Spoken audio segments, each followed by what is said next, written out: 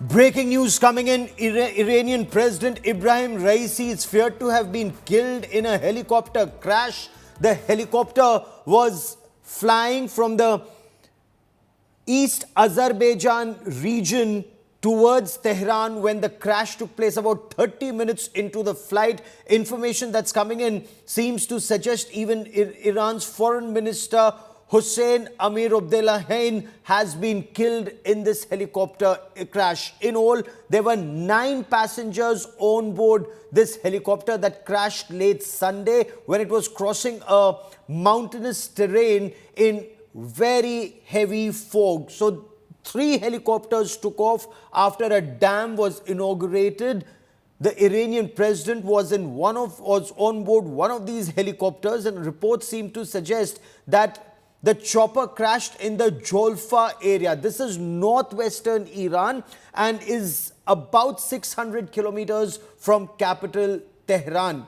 Rescue teams fought blizzards, fought not just very difficult terrain but also weather conditions through the night, and they've succeeded in reaching the wreckage of that helicopter. This is in the East Azerbaijan province, and early this morning, early hours of Monday morning, they reached the wreckage site. The chopper was completely burnt. President Raisi was returning from a ceremony to inaugurate a dam on Iran's common border with the Republic of Azerbaijan. There were 3 helicopters that were flying together. 2 of them were carrying ministers and officials. They arrived safely, but the presidential helicopter, it lost contact and then is feared to have crashed. For several hours, Iranian authorities said the combined national resources from the army to the air force, combined national resources were engaged in the task of trying to locate this helicopter. People in Iran knew something had gone wrong when regular programming on television stopped and only prayer ceremonies and prayer meetings were broadcast on TV. Then information came out that the presidential chopper had crashed. Remember, all of this comes at a time when Iran and Israel are engaged in virtually a conflict. In April, Iran had fired hundreds of rockets and missiles towards Israel. Israel had promised there would be consequences. But can this be linked? There is no evidence so far to suggest there is any link. But Iranian-backed militia, whether it's the Hamas terrorists that attacked Israel on the 7th of October, to the Houthi fighters, to the Hezbollah, they've been targeting Israel, all backed by Iran. Tension extremely high across the region. So whether it's the United States or countries across the region, they're watching developments very carefully. Of course, the supreme leader in Iran has said that there would be smooth progress, work would continue. But I quickly want to cut across to India Today's Foreign Affairs editor Geeta Mohan, who joins us for more on this big story. Also with me is Ambassador Prabhu Dayal. Ambassador Dayal had served in Iran, was India's deputy envoy to Iran. He joins us on the broadcast. But Geeta, what's the latest that you can tell us? Has the Iranian Red Cross had confirmed? State media was indicating there are no survivors, but is there an official confirmation from the government now? Well, yes, there is an official confirmation from the government. The IRSC chief, Pir Hossein Kolivan, had said that there are no trace of survivors that have been seen after the discovery of the site of the crashed helicopter. And he also said that the site of the crash involving President Raisi and senior officials accompanying him had been found after hours of extensive search in a mountainous region in the province of East Azerbaijan. So that's the confirmation now coming in from Iran. The fact that there are no survivors, there is going to be an investigation that will be carried out. He was in a convoy of helicopters. There were 2, one in front and piloting the president's helicopter, and one behind. So there will be investigation and questions from asked from those Okay. who the helicopters who were accompanying the said helicopter. But there are no survivors for now. A huge loss for Iran, Gaurav. It's not just the president, but two very important people in Khamenei's administration, Supreme Leader Ayatollah Ali Khamenei's administration, who've lost their lives, President Raisi and the Foreign The foreign Minister. minister. Again, very, very important. Both of them were critical in various foreign policy decision-making Of course, process. hardliners. If we were to Yeah. talk about the president of Iran, he was a hardliner, whether it was the hijab rule or the chastity rule, major restrictions on movement of women, on what they wore, how they behaved in public. But tell me this, any initial information coming in? Because this was, after all, the presidential helicopter that crashed. Two other helicopters came back safe. What went wrong with this helicopter, especially given tensions with Israel? Well, as of now, too early to say, Gaurav, what really went wrong. For now, they are only saying it's due to inclement weather. But then again, we've not seen many leaders actually travel when the weather conditions turn so bad. Did the weather turn very bad after the takeoff, or was it before itself? Is something, again, we'll have to wait and see. The weather assessments to carry the president and the delegation back home, who took that call, how's that call taken, is something we'll have to wait and see. Why do I say this? Is because once the news came in of the helicopter crash, the rescue operations itself were quite difficult to manage because of inclement weather. The ambulances and the forces who were trying to reach the site couldn't reach the site late last night. It got dark, and only in the wee hours when there was some light that they could actually manage to find the crash site. We Okay. do know that there were drones that were also deployed to look for the crash site, and the first visuals that came, the first footage that came, were from this they were aerial visuals, not ground Yes. visuals. In So they fact, did those are come. visuals that we are playing out on the screen right now. Turkey came in and helped. Turkey sent in its drones, as did the European Union that promised to help with satellite imagery when not much was known. But President Dayal, Ambassador Dayal, the presidential helicopter that crashed, we're told was the Bell 212. My question to you is, the other two helicopters came back and landed safely. Only the presidential helicopter crashed. Would questions be asked, especially given tensions between Israel and Iran and that April missile and rocket attacks that took place in Israel? Well, Gaurav, thanks for having me on your show to discuss this very, very important international event. I think that the helicopter crash involving the Iranian President Ebrahim Raisi and some other senior officials could have very significant implications for the Middle East. No proof has been found till now of external involvement, but there are already suspicions. And given the overall context of the situation in the Middle East, these fears and suspicions could only increase with time. Tensions in the Middle East could increase. Now, the ongoing conflict between Israel and Hamas has involved other Iranian allies, with each attack and counterattack Yes. threatening to trigger a broader war. So I think that this volatile situation could be ignited further by these recent unexpected events. And I think we have to wait and watch what is really going to happen. But there is no doubt that the hardliners will be now in a stronger position in Iran, because there will be a lot of claims that there is an external hand. And I think that Iran's policy in the region and in the world beyond will be more tough as regards its antagonists. Oh, absolutely. Because when you look at the situation in West Asia right now, Geeta, you and I were reporting from Israel after that October 7 incident that had taken place. And we've been reporting from the region. But tell me this, Iran is seen as a country that backs Hamas to the hilt, backs Hezbollah to the hilt, backs the Houthi rebels to the hilt.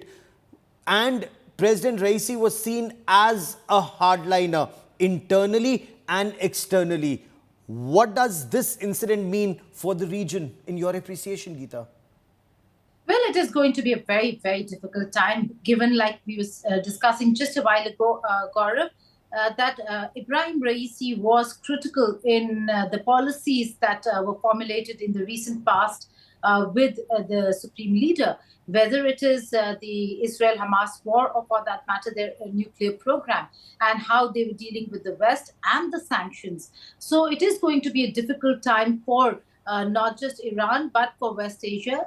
But again, it all depends on what the investigations really throw up to see whether if there is going to be a larger conflict over here, or are we looking at a confined transition that would take place in Iran. Now, there are rules for the transition. If something happens to the president, or if during his tenure or her tenure, if the president dies, then the vice president takes over, and the vice president then has to ensure that in this smooth transition, there is also a decision of elections within 50 days. We'll again have to wait and see how this really pans out. His term was to end in 2025, which is next year, but it's 1 year too soon. It's not about the elections, which will in all probability take place, given that this is a smooth transition from one president to the other. And the Supreme Leader, Ayatollah Ali Khamenei, who is in charge of Iran, who is completely in control and everything works under him, is still there to call the shots. So I don't see much of instability within. There have been huge questions with regards to succession, but that has to do with the Supreme Leader's succession, Yes. not to do with the government. Interesting you mentioned the Supreme Leader's succession because Ambassador Dayal, President Raisi was seen as someone who was in line to be the next Supreme Leader of Iran. He was also seen as someone who was pushing the hardline agenda within Iran. So very popular amongst the hardliners, but whether it were the youth or especially the women, since he was enforcing that hijab rule or chastity rule on women, how they should wear, what they should wear, how they should appear in public. How popular or lack of it was he on the streets of Iran, sir? Well, he was certainly a hardliner. And the hardliners do enjoy a lot of popularity with the radical Islamist groups within Iran, but certainly not with the masses at large, because they are seen to be people who are enforcing policies like the hijab-related policies, and which are unpopular with the people. Now, what about the issue of succession to Khamenei? You are right, he was certainly seen as the front runner, and everything is now going to be up in the air. It remains to be seen who really becomes the real force within Iran after the demise of the president. The first vice president could become the president, but then it remains to be seen whether he enjoys the support of the leader of Iran, the supreme leader, Khamenei, and whether or not he's in a position to take over as president in the long term. So I think things will be up in the air within Iran. But even more important, there will be a lot of uncertainty in the region of the Middle East. Israel has long considered Iran its greatest threat, particularly due to Tehran's controversial nuclear program, the ballistic missiles, and support for armed groups, which are really committed to Israel's destruction. And of course, Iran sees itself as the primary patron of the Palestinian resistance to Israel. So all this remains up in the air, what is going to shape up. But I'm afraid that tensions in the Middle East will only increase now. Interesting you should mention that tensions in the Middle East are all set to perhaps escalate in the weeks and months ahead. Geeta, when former Prime Minister of India, Dr. Manmohan Singh, had travelled to Iran for the NAM summit, I was on board Air India One, and we were reporting from Iran, where the Iranian leadership and the government very extensively spoke of Israel's interference in killing Iranian nuclear scientists and those who were involved in scientific projects in Iran. Is there an apprehension that that will only increase and tensions between Israel and Iran are set to escalate in the months ahead? Well, absolutely. Tensions will escalate. But in terms of responsibility for the crash, that's something that depends on the investigations that will be carried out, Gaurav. And the investigations and questioning with regards to the two other helicopters and the crew that was present in those helicopters. Should there be suspicion of an interference or outside hand to the crash, this could blow up. The region will be burning. There will certainly be massive ramifications when it comes to not just Iran, Israel, the region, but globally. So we're looking at a very, very sensitive situation right now where things could blow up. But should this not be an outside hand and just a crash because of inclement weather, then in all probability we will be looking at what happens within. While I don't see instability in transition, there is certainly going to be a lot of question in succession, because when it comes to Ayatollah Khamenei's succession, there were two major contenders. One was Ebrahim Raisi, a hardliner, like you said, and the other was Khamenei's son himself, Mojtaba Khamenei. Yes. But there was a lot of conversation and news about how the supreme leader preferred Ebrahim Raisi as his successor to his own son. So we do not really know what really happened over here, but this could spell serious and could have serious ramifications within when it comes to politics of succession in Iran. But in terms of stability with the government, I don't see that really being affected much. However, if there is any information, news, or even the slightest suspicion of an outside hand, expect this to become one of the biggest crises that the global community will be facing, not just with regards to how it will impact the region, but it could have major ramifications globally. Major ramifications for the region, major ramifications for the world. When it came to President Raisi played a critical role in bringing Iran even closer to China. If I remember correctly, it was in February 2023 that he traveled to China and played a key role in bringing the two countries together. Ambassador Dayal, does this impact the axis that seems to be developing? Many in the West say Russia, China, North Korea, Iran, that's emerging as a very powerful axis to counter US and NATO forces. Well, Iran's influence extends beyond the Middle East and its rivalry with Israel. Western countries have for long suspected Iran of pursuing nuclear weapons under the guise of a peaceful atomic program. And Iran has also emerged as a key ally of Russia following its invasion of Ukraine. And it is believed that Iran supplied drones that have wreaked havoc in the Ukrainian cities. Similarly, with China, Iran's relations have strengthened. In fact, China is now by far the single largest buyer of Iranian oil, and it has ignored United States sanctions. This aspect has also brought the two countries closer together. So, given the influence of Iran in international affairs, way beyond the Middle East region, I think the effects of this helicopter crash in which the president has been killed, along with the foreign minister and some other senior officials, this development will have very serious ramifications and may serve to bring China and Russia even closer to Iran in the coming months.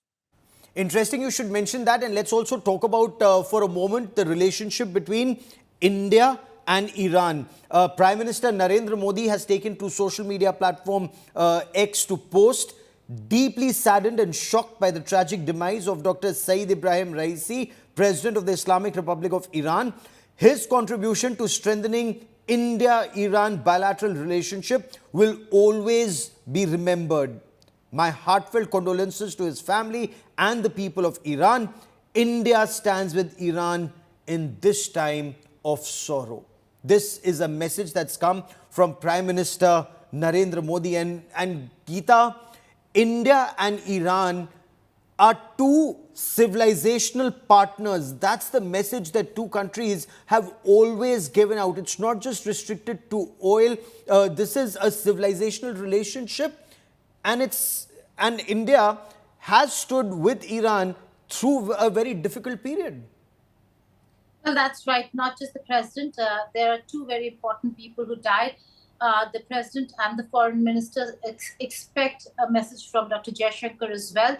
They have been in close contact when it comes to Iran-India relations not so very long ago. In fact, just last week, Gaurav, India and Iran signed a very important deal, a pact on Chabahar, which again was steered by these very people who have been handling and forefronting the foreign policy of Iran. And the Chabahar Pact is a critical deal for both the countries, and something where we've seen the West raise objections. And despite that, the two countries have gone ahead with what they think strategically is important for both the countries to circumvent Pakistan and have access to not just Afghanistan, Central Asia, Eurasia. So it is a very important country for India, and at this juncture, to lose two very important leaders that India was engaging is certainly a huge loss. But then again, this is a time where Iran will have to now set its house in order in order to ensure that they have the right people at the right places. The vice president of Iran will be taking over in all probability if they go by the route. And we'll have to see how that transition really takes or allows continuum within Iran when it comes to their policies, domestic or for that matter, their foreign policy. Ambassador Dayal, you've served in Iran, and both the countries, very, very old civilizations. How has this relation developed? How would you describe India's relationship with Iran and Prime Minister Narendra Modi's condolences that have just come for the president of Iran? Well, India has repeatedly spoken of civilizational ties between, of course, us and Iran. And this is a reference to the interactions of the Persian and the Indus Valley civilization over a period of millennia. Now, of course, US policy is to isolate Iran. However, India has never shared US assessment of Iran. Yes. And India's relations with Iran have been traditionally positive. If we would recall that in January 2003, the two countries had signed a strategic partnership with the New Delhi Declaration.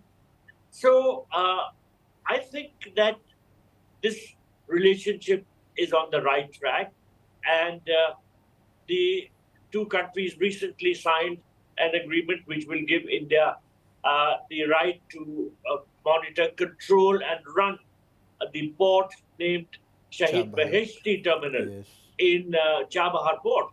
And this agreement will open up a trade route between South Asia and Central Asia via Iran, bypassing Karachi and Gwadar ports in Pakistan. So Iran was a key player when it came to India's global outreach being increased. And of course, the Chabahar port is also significant in the context of the international North-South transport corridor, which will enable India to have a transport corridor running across to Russia's Baltic coast. So Iran was playing a very important role in India's foreign policy. And I don't think that this will get derailed on account of any development which may take place in regard to the succession, who becomes president, etc., because they will see that it is in Iran's interest also to have a close relationship with India. Of course, more interesting and more critical will be how the development shape out in the context of Iran's intense enmity with Israel and the tensions with the United States and its Western allies. And this is where Indian foreign policy or India's foreign policy plays a very critical role. Two countries, as Prime Minister Narendra Modi and External Affairs Minister Dr. S. Jaishankar Geeta have repeatedly pointed out that there could be two countries that are at war and yet both remain good friends of India, whether it's Iran and Israel, whether it's Russia or Ukraine. There are multiple examples across the globe where warring partners are very close friends of India. But how do we look at this development? India and the United States, extremely close strategic partners. India and Iran, very close strategic partners. And when it comes to Chabahar port, America is obliquely or not so obliquely warning India of sanctions when we went ahead with the Chabahar Pact. Well, that's a very interesting piece of information or development that took place not last week when the Chabahar Port Pact was inked between India and Iran. We had the U.S. State Department's deputy spokesperson say, or almost warn India of sanctions. While we know that when it comes to Chabahar, there has been a carve-out, there has been a waiver in the past.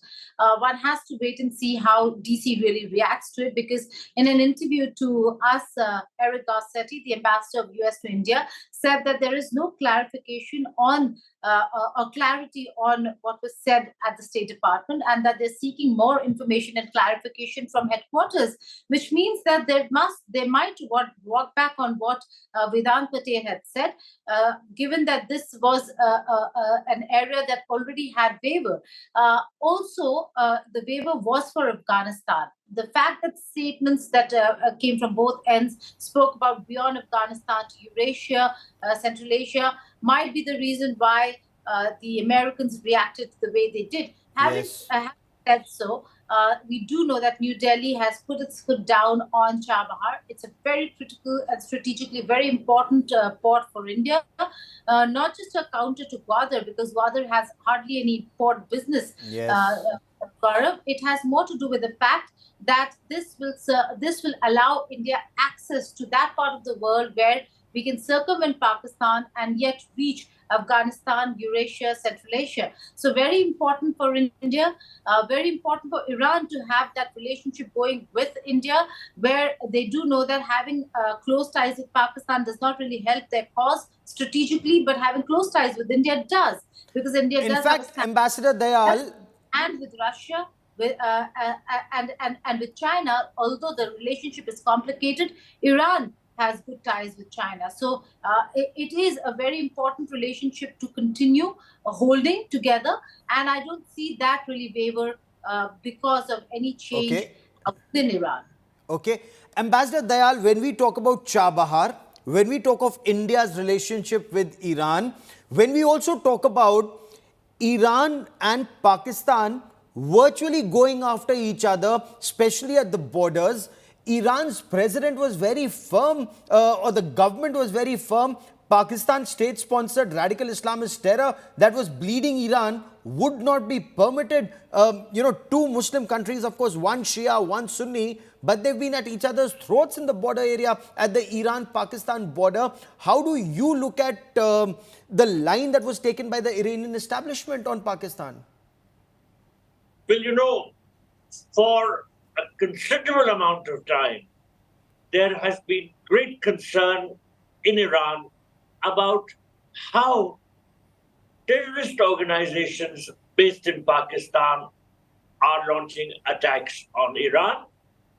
And there have also been concerns about how the Shiite minority is treated within Pakistan. Yes. In fact, this is a matter which draws the attention of the Iranian leadership, and it has been raised with the Pakistanis. There are concerns that Shias in Pakistan are under constant attack, and this is a great irritant in their bilateral relationship, which becomes compounded by the sort of involvement of the ISI in the attacks by terrorist organizations on targets within Iran.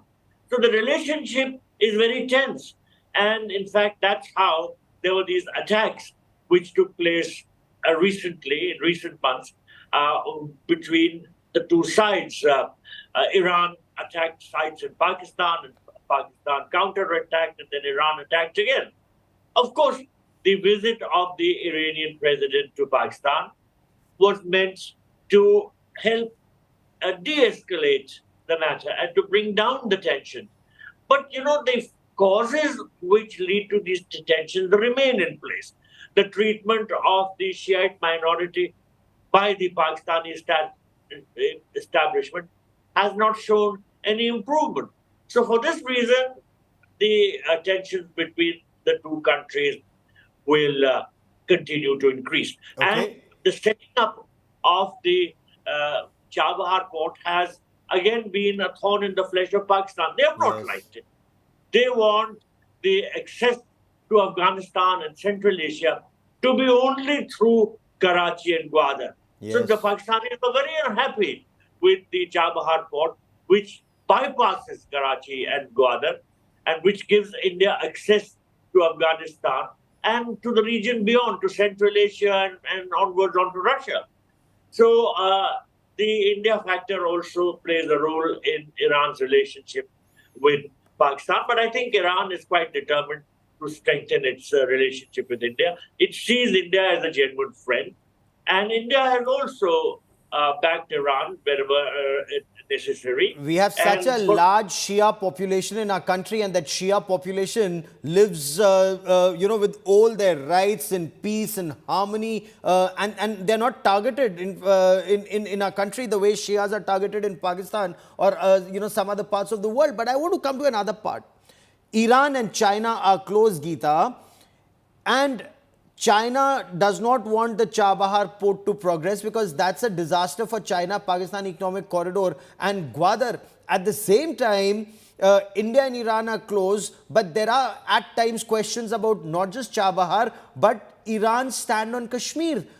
Do we notice a change there, especially with peace in Kashmir? The fact that Shias were able to take out, their peace march and observe their ceremonies, which they could not for over 3 decades in Kashmir. Well, we don't see a major change or a shift in policy when it comes to Kashmir, but certainly it is not voiced the way it used to be voiced in the past. There has been the sensitivity of India that has been taken into account when Iran discusses various issues. There is also a bilateral aspect that Iran brings to the table when it comes to Kashmir, saying that the two countries will have to resolve it peacefully through dialogue. So there is a shift in terms of how they are going or to their approach, but certainly not maybe to the policy, given that there is a lot of concern with regards to how the Muslim world will see Iran should there be a marked shift. So, but that does not take away from the fact that Iran works very closely with India, wants greater engagement with India, and today India is Iran's critical partner. They would want more engagement with India than less. In the past, we've seen, because of sanctions, a reduced engagement between Iran and India. The oil intake had reduced considerably. But after the Russia-Ukraine war, where India took a stand on continuing to engage Russia and then further went ahead and started buying oil, which Russia certainly was not a traditional partner of India. Okay. There has been a shift and expectation that the same will be accorded to Iran as well, because India has come out and officially said, which we have for quite some time, but more vociferously so after the Russia-Ukraine war, that we do not recognize country-based sanctions. Yes. So again, for Iran, the statement, the position that India has taken is very important, and India certainly has become a very critical, important partner for Iran. That is one of the most sanctioned countries in the world. And Ambassador, you must have seen and experienced, Iran's stance on Kashmir. And has there been a slight change? Do we need to do more, impress upon Iran that they can't take that same, stand that they have been taking all along? Or is that something we've learned to live with and move ahead and move forward on other aspects of our relationship? Well, till now, Iran's position in regard to Kashmir has not been as we would have wanted it. Iranian statements on Kashmir have often been unfriendly, but we have learned to live with them, and we have tried to build the bilateral relationship. As Iran recognizes that there are strong interests which it has in developing a closer relationship with India, its position in regard to Kashmir may soften. In other words, we may not hear so many statements coming out of Iran in regard to Kashmir.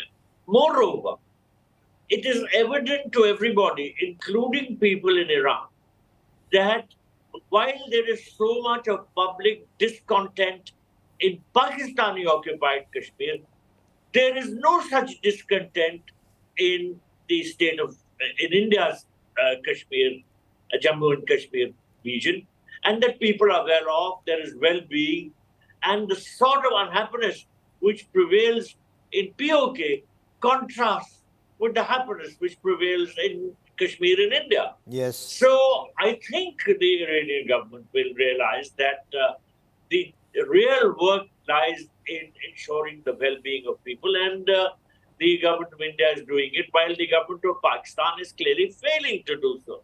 So Yes. this might have an effect on Iranian thinking also.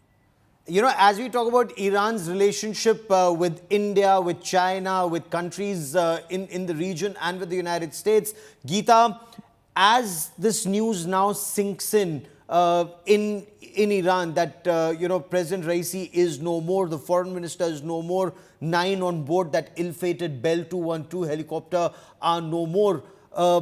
Whether it's the Houthis, the Hamas or the Hezbollah, do we see increased activities in the weeks and months ahead, or will it all depend on one Supreme Leader Khamenei and whoever is the successor now? Well, the fact is that the situation between Israel and Hamas is quite critical. At this juncture, we see Israel going ahead with its action. And if the actions of Israel continue, there is going to be retaliation from these quarters. That certainly is not going to stop. But there are messages that are coming in, Gaurav. We see that the Iranian ambassador to India has just posted on X, the social media platform, about the death. He says that President Raisi, along with Foreign Minister, Governor Malik Rahmati, and the Imam of Friday prayers, and several other passengers have been martyred in a helicopter crash in northwest of Iran. And interestingly, today there is an emergency meeting that has been called, and at the emergency meeting there is an empty chair that has been put for late President Ebrahim Raisi as well. Very telling pictures that are coming in from Iran, an empty chair, an empty seat at the emergency meeting that has been called after the pronouncement of his death. There now has been a formal pronouncement as well. The death of Ebrahim Raisi and other important leaders from Iran who were accompanying him have been announced. So it is going to be a long day for the leaders of Iran, as to, one, for this news to sink in, secondly, to see how they're going to take things forward, to decide on transition. But yes, when it comes to the region, I don't see the region calming down or becoming a more difficult a space than it already is. We might, in all probability, see continuation. Israel might be able to use this as a moment of vacuum in Iran that they can actually capitalize on. But we do know that there are people who are in charge of how to back, how to support the Hezbollah, the Houthis of Yemen, and the extremist organizations within Iraq to continue their support for Hamas. So one will have to wait to see how that really pans out in the coming days. The more important part of this entire transition will be how it really comes about, not just when it comes to government, which will be rather smoother than the succession question that will be asked and will take place in days to come. Having said Okay. that, Gaurav, just add one more thing. Yes. Like Ambassador Al was saying, that there are many in the hardline faction within Iran who would be mourning the death of the leadership, but there are many others who, in all probability, are in celebratory mode. There were some visuals that had come in that we can't confirm whether they were actually from Iran, but on social media of celebrations and firecrackers on some in some areas.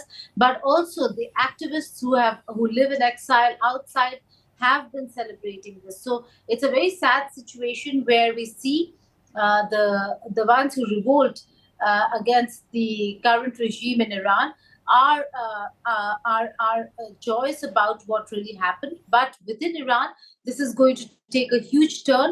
Also for the region, it's going to be a difficult time since these two leaders certainly were very important in Iran's nuclear program, their foreign policy, the decisions on the Israel-Hamas war, Okay.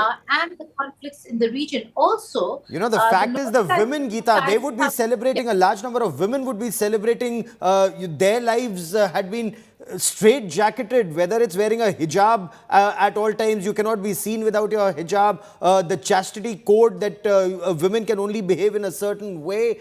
Women had rebelled in numbers, they'd come out on the streets and rebelled. But, you know, you were mentioning that vacuum, and in the last 1 minute of the show, Ambassador Dayal, there's a vacuum right now, and Israel's Prime Minister Benjamin Netanyahu, he's made it very clear this battle continues till the destruction of Hamas. Can he pursue that dream of his to completely destroy Hamas, including in Rafah or wherever else Hamas leaders may be hiding? Or is America systematically, in the run-up to presidential elections, America is also restricting the way, the blank check, if I may, that Israel had so far? Well, America has tried to check Israel's aggressiveness, but it has not succeeded in doing so. And Netanyahu, for a variety of reasons, including those related to his domestic situation, he's pursuing a policy of strident aggression towards the forces which he sees as his adversaries. So I think that this extremely volatile situation in the Middle East could be further ignited by the helicopter crash in which the Iranian president, foreign minister, and some other officials have been killed. Let me mention that while there may be a vacuum, as you mentioned right now, but that vacuum is in all likelihood going to be filled by the hardliners, Yes. because there will be grave suspicions that there was an external hand, there was a foreign hand, and people will certainly be inclined to believe the theory that Mossad was behind it, even if proof is not found. So all this will compound the situation, and I think tensions will escalate. I am afraid that the situation is very dangerous, and I think that India must try and somehow help in de-escalation at the moment, because otherwise things don't look good at all. I will let that be the last word of this part of the show. We will continue to track developments on this big story very, very closely. Ambassador Dayal and Geeta Mohan for joining me here on this India Today special broadcast. Many thanks. So the word is, it's confirmed now, Iran's President Ebrahim Raisi and their foreign minister, along with 7 other officials, are no more after that helicopter crash in the East Azerbaijan region when they were returning after the inauguration of a dam.